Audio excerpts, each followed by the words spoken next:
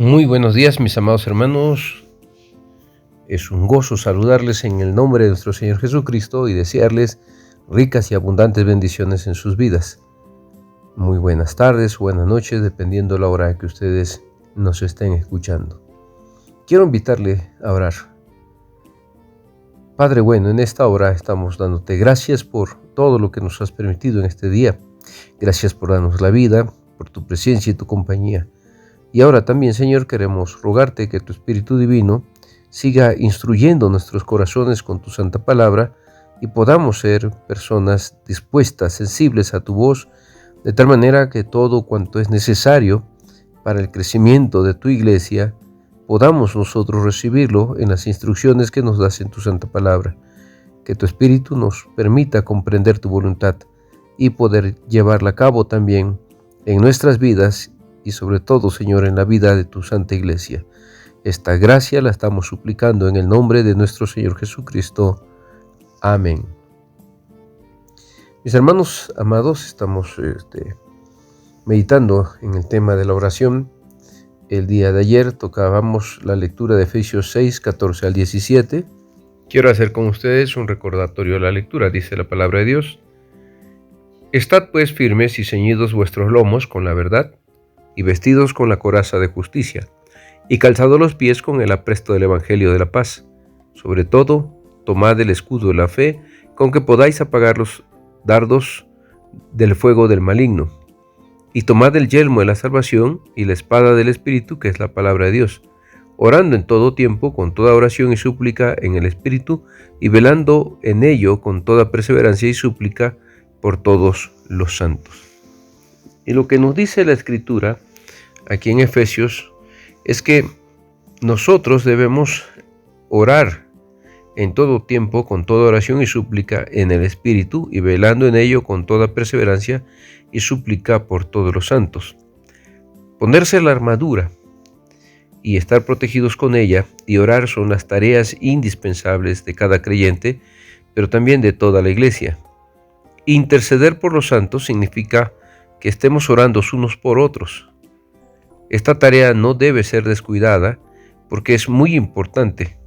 Si dejamos de practicar la oración comunitaria, Satanás nos atacará tanto de manera personal como colectivamente. En los versículos que hemos leído, el apóstol San Pablo estaba describiendo esa actividad en conjunto y estaba dando instrucciones específicas a la iglesia de Éfeso. El cuerpo entero, que es la iglesia, debe usar la armadura de Dios. Esto lo comprendemos por el contexto mismo de la carta. Todos los pronombres están en plural, así como las analogías usadas por el apóstol.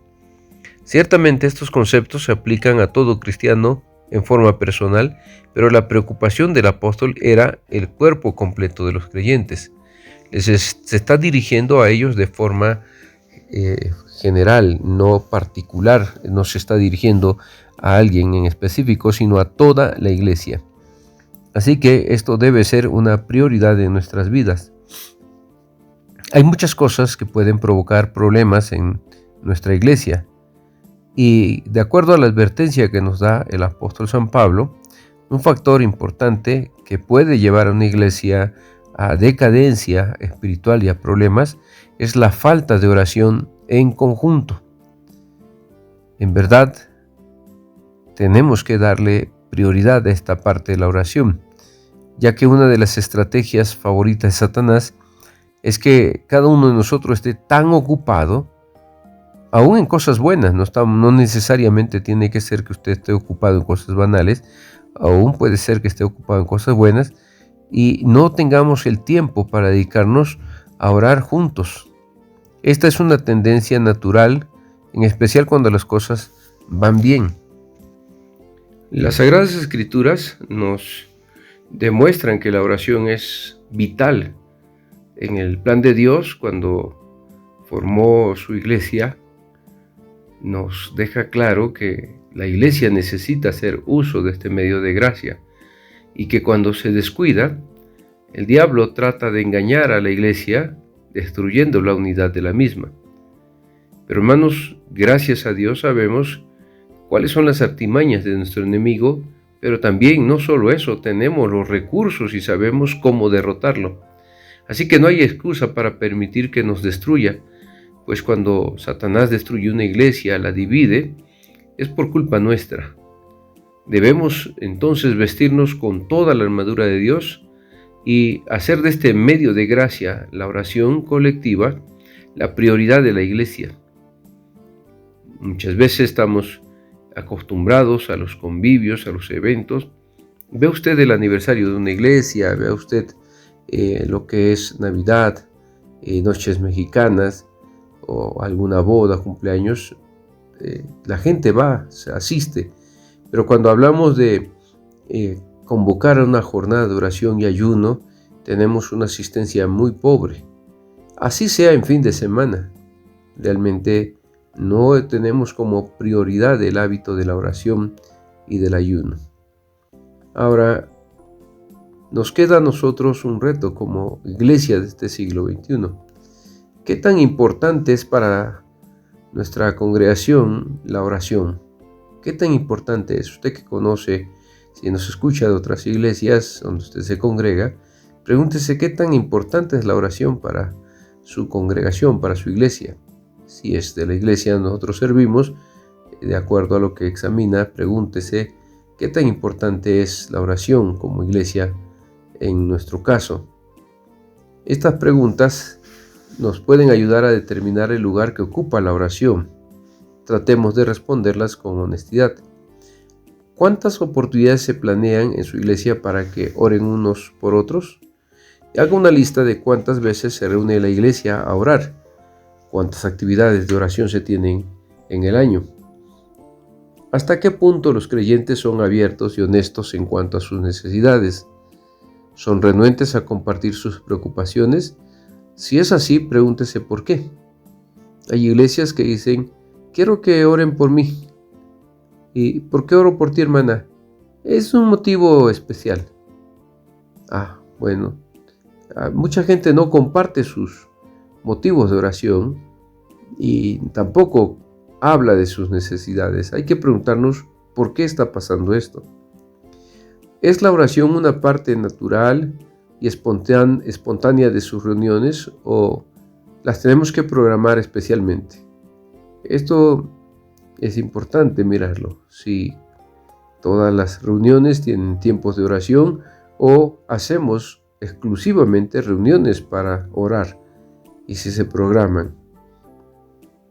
Es normal y estoy seguro que todas las iglesias tienen su día de reunión para orarse, pero hay que cuidar de que no se vuelvan mecánicas, que no sean laboriosas y fuera de la realidad. Deben ser tiempos de búsqueda en la lectura de la palabra y la oración que sean espontáneos. ¿Hasta qué punto es una prioridad en su vida la oración personal y en grupo? También esta es otra pregunta que responder. Mucho depende del énfasis que los líderes den a la oración para que sintamos la libertad de practicarla con otros creyentes. Sin embargo, debemos tener cuidado de no juzgar a los demás en esta área, sino evaluarnos a la luz del siguiente ejemplo. Por ejemplo, pídale a Dios que cambie su vida y las de otros miembros de su iglesia. Una oración sería, Señor, ayúdame a hacer de la oración una prioridad en mi vida, no solo en forma personal, sino también con mis hermanos.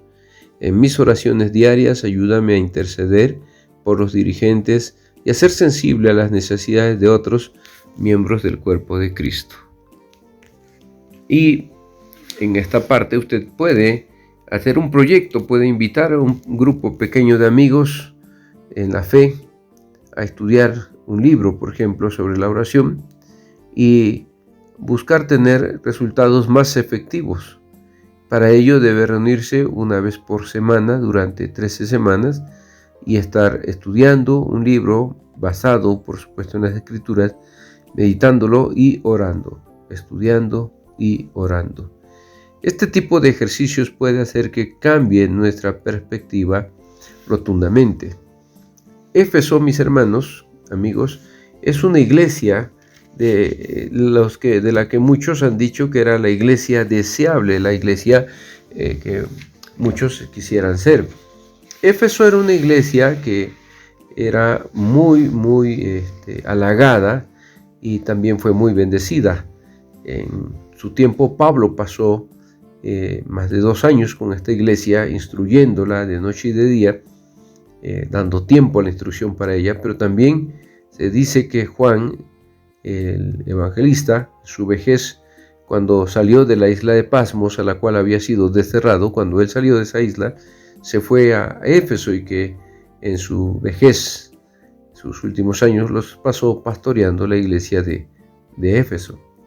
Así que si ustedes se dan cuenta, la iglesia de Éfeso era una iglesia muy bendecida porque Pablo había pasado y dedicado el tiempo suficiente, mucho más tiempo que cualquier otra de las iglesias, para consolidar la fe de los hermanos, para hablarles del Evangelio de Jesucristo y para extender desde Éfeso a otros lugares también la proclamación del Evangelio de Jesucristo. Así que cuando Pablo les escribió a los hermanos, les estaba dejando recursos eficaces, poderosos, para poder vencer en medio de las tentaciones. En el versículo 10 de Efesios 6, donde leímos hace rato, pero en el versículo 10 dice: por lo demás, hermanos míos, fortaleceos en el Señor y en el poder de su fuerza. Lo que Pablo está diciendo es que la iglesia necesita fortalecerse. Como hemos dicho, el llamado a la oración es un llamado a toda la iglesia, porque está en plural. Dice: por lo demás, hermanos míos, fortaleceos en el Señor y en el poder de su fuerza. En Jesucristo está la fortaleza de la iglesia, mis hermanos. Y hay un poder que el Señor tiene, que también lo va a nombrar Pablo, pero en su carta a los Filipenses, en el capítulo 3, hermanos, encontramos también nosotros como Pablo está hablando lo mismo que nos dice aquí en Efesios, verso 10, nos los va a repetir en su carta a los Filipenses en el capítulo 2. Cuando habla de la humillación y exaltación de Cristo, Pablo en este apartado dice lo siguiente: por lo cual Dios también lo exaltó hasta lo sumo y le dio un nombre que es sobre todo nombre, para que en el nombre de Jesucristo se doble toda rodilla de los que están en los cielos y en la tierra y debajo de la tierra, y toda lengua confiese que Jesucristo es el Señor, para gloria de Dios Padre. Lo que encontramos aquí nosotros es lo que Pablo nos dice aquí en Efesios 6:10. Por lo demás, hermanos míos, fortaleceos en el Señor y en el poder de su fuerza. A Jesucristo se le dio todo poder y toda autoridad. Y cuando la iglesia se reúne a orar, cuando la iglesia clama en conjunto, es cierto, mis hermanos, que el poder del Señor es derramado en el corazón de esta iglesia. Tiene autoridad, tiene poder, y esta iglesia entonces es una iglesia dinámica, una iglesia que está siendo movida por el poder del Espíritu Santo. Pablo luego pasa a decirles: vestíos de toda la armadura de Dios para que podáis estar firmes contra las acechanzas del diablo. Como hemos dicho al inicio, Satanás tiene planes y estrategias que echa a andar cada día para buscar destruir a la iglesia de Cristo. Sin embargo, antes que el maligno quiera tocar a la iglesia o hacer algo contra ella, ya se nos han dado los recursos, ya se nos ha dado la armadura para estar firmes y poder vencer contra las acechanzas del maligno. Pablo nos dice que no tenemos lucha contra sangre y carne, sino contra principados, contra potestades, contra los gobernadores de las tinieblas de este mundo, contra las huestes espirituales de maldad en las regiones celestes. Ahí está la razón por la cual el creyente necesita usar la armadura. El creyente está en una batalla espiritual todos los días, pero gloria a Dios que esta batalla ya ha sido ganada por nuestro Señor Jesucristo. Aquel que venció en la cruz del Calvario a Satanás es el que respalda a la iglesia, pero la iglesia necesita retomar una vez más este medio de gracia, si lo ha olvidado, para comenzar a ver el poder de Dios obrando en nuestras vidas y en la vida también de todos los que conforman el cuerpo de Cristo. Hasta aquí, amigos, este fin de semana les deseo el Señor les acompañe y tomemos oportunidad y ocasión para usar este medio de gracia, fortaleciendo nuestra fe y nuestra esperanza juntos. Si el Señor lo permite, el próximo lunes continuamos con nuestras reflexiones.